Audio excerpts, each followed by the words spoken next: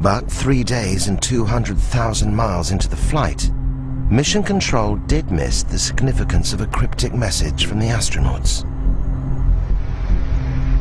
Do you have any idea where the S4B is with respect to us? Stand by.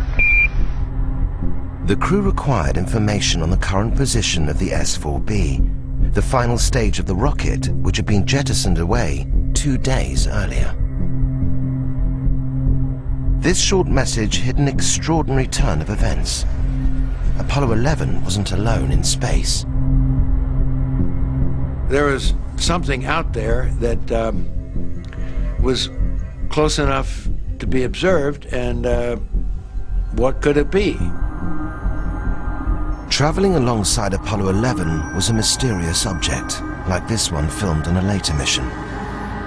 If the object wasn't part of Apollo's rocket, it could be only one thing: a UFO. Mike decided he thought he could see it in the telescope, and he was able to do that. And when it was in one position, that it had a series of ellipses. But when you made it real sharp, it was sort of L-shaped. That didn't tell us very much. NASA knew very little about the object reported by the Apollo 11 crew. It was obviously an unidentified flying object, but such objects were not uncommon, and the history of even Earth orbit space flights going back over the previous years indicated that several crews saw objects. Despite having a clear view of the UFO, the crew were wary of reporting it to Mission Control. Now, obviously, the three of us were not going to blurt out, "Hey, Houston, we got something moving alongside of us, and we don't know what it is. You know, can you tell us what it is?" We weren't about to do that, because we know that those transmissions would be heard by all sorts of people, and who knows what somebody would have demanded that we turn back because of aliens or whatever the reason is. So we didn't do that, but we did decide we'd just cautiously ask Houston, how far away was the S4B?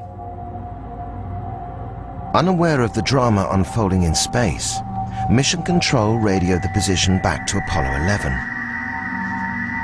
Apollo 11, Houston, the S4B is about 6,000 nautical miles from you now, over. And a few moments later, they came back and said something like it was 6,000 miles away because of the maneuver. So we really didn't think we were looking at something that far away.